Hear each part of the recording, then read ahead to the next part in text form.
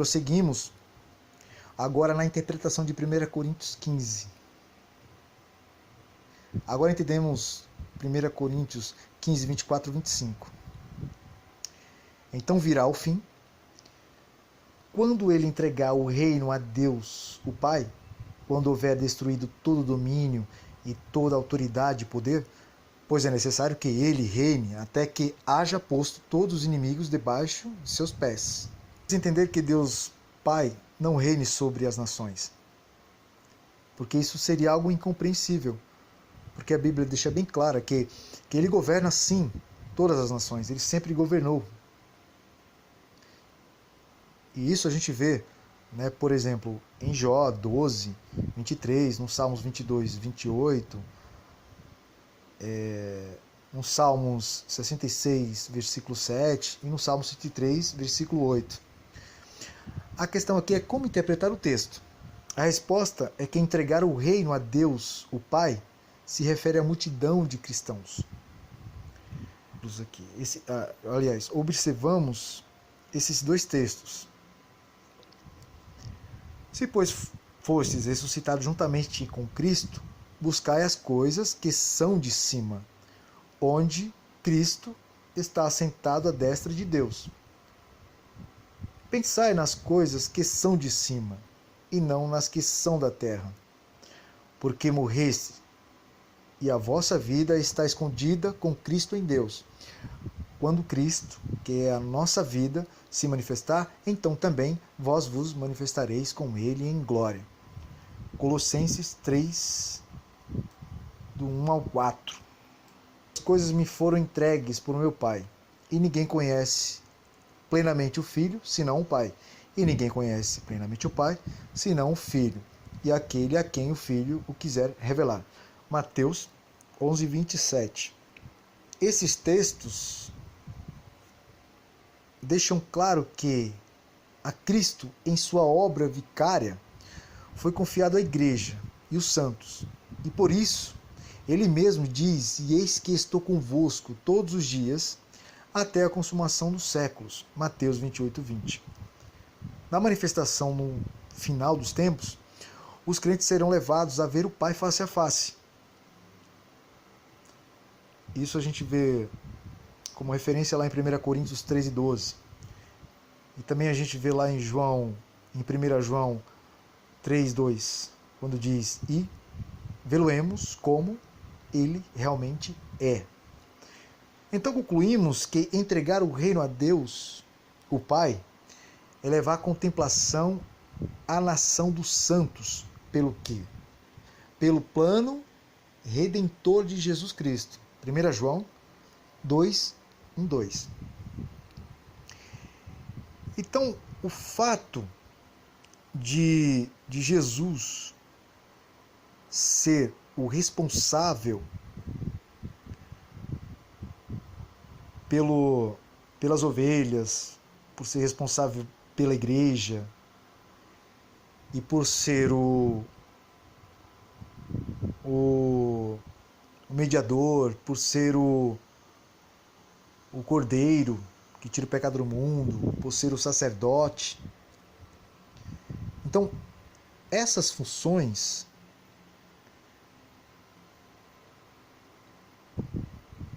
torna Jesus responsável pelo povo, né, pelos salvos, pelos crentes. E que entendemos claramente aqui que refere a esse reino. Então Jesus, sendo responsável, sendo tutor deles, é responsabilidade dele entregar esse reino a seu Pai, uma vez que ele é o mediador.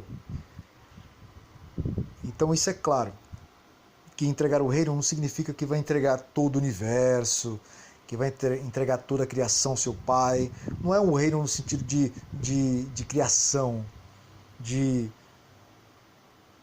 todo o universo. Até porque que a gente tem que entender, pessoal, que Jesus também criou, ele é o criador de todas as coisas.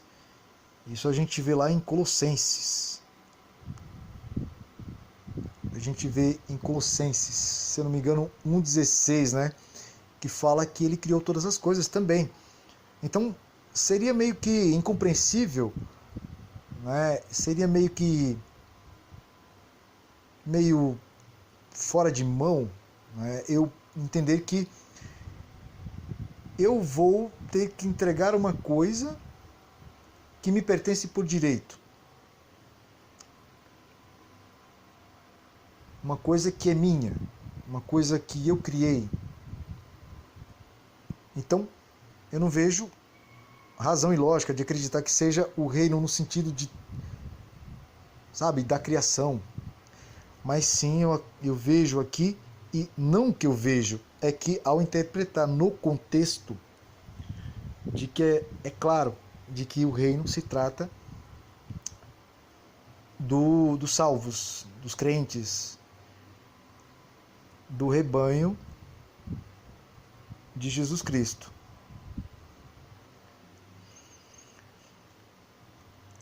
Então, ainda sobre 1 Coríntios 15, 24, diz que, quando houver Cristo destruído todo o principado, bem como toda a potestade e poder, ou seja, trata sobre o julgamento final. No julgamento final, Cristo ainda é visto em sua forma de servo, só que em exaltação. Devemos entender, pessoal, que às vezes o fato de Jesus ter ressuscitado, ele deixou de ser humano.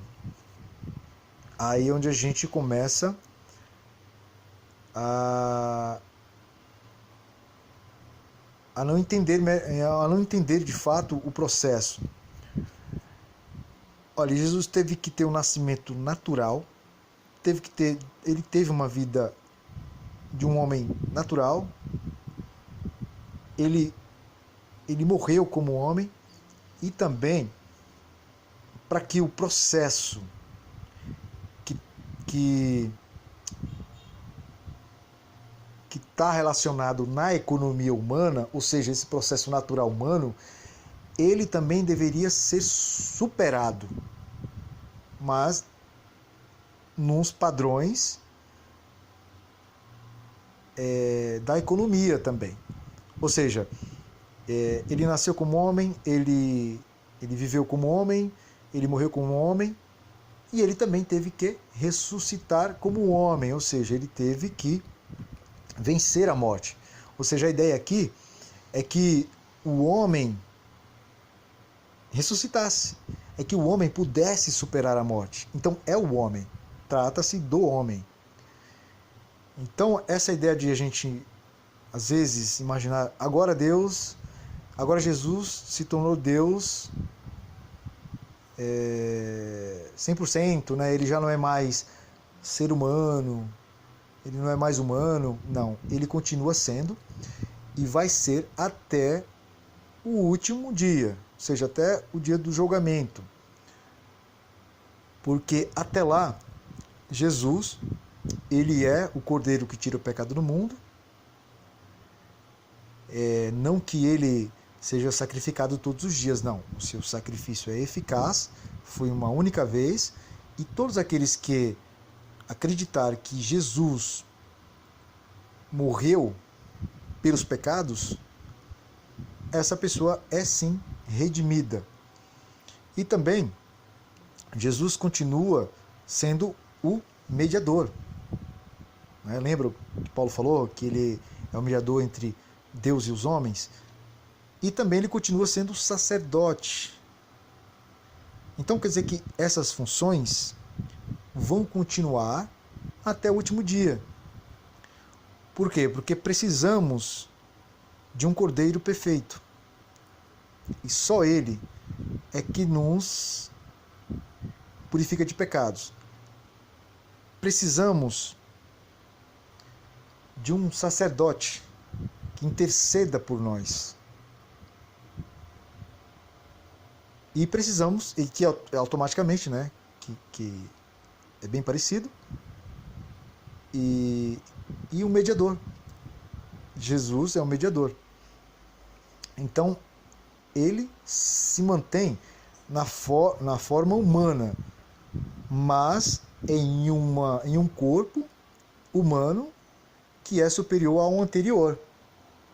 Ou seja, Jesus, ele antes da morte tinha um corpo totalmente limitado, um corpo vulnerável, um corpo natural como de qualquer outro homem. Só que quando ele ressuscitou dos mortos, ele continuou sendo um ser humano, só que com um corpo glorificado, ou seja, ele passou a ter um corpo mais resistente, um corpo superior ao anterior, um corpo que em muitos aspectos que nós percebemos depois que ele ressuscitou, tinha condições totalmente interessantes, né? Que a gente via que ele ultrapassava paredes, né? Portas fechadas, e de repente ele tinha essa condição de entrar numa casa sem ter um acesso. E ele também aparecia, desaparecia. Então esse era um corpo glorificado de Jesus, era um corpo que era superior ao anterior, porém era um corpo que já era incorruptível, né? Porque tem esse detalhe, agora era um corpo incorruptível, era um corpo que não tinha suas deficiências físicas, era assim um corpo glorificado, um corpo perfeito, né? Essa é a condição de Jesus ainda depois que ele ressuscitou. Ele continua sendo o Filho do Homem. Notemos Filipenses 2,9. Pelo que também Deus o exaltou soberanamente e lhe deu o nome que é sobretudo um nome. Veremos então que a sua natureza humana foi exaltada de grande forma. Isso também a gente vê lá em Mateus 25, 31 e 33. Quando fala assim: quando, pois, vier o Filho do Homem na sua glória, e todos os anjos com ele, então se assentará no trono da sua glória. E diante dele serão reunidas todas as nações, e ele separará uns dos outros, como o pastor separa as ovelhas dos cabritos, e porá as ovelhas à sua direita, mas os cabritos à esquerda. Veja que Cristo é retratado como Filho do Homem, ou seja, tem uma expressão aqui da sua humanidade, na figura do julgamento. A gente vê isso lá também em João 5:27. Então, como eu falei anteriormente, ele continua sendo o Filho do Homem, ou seja, ele continua ainda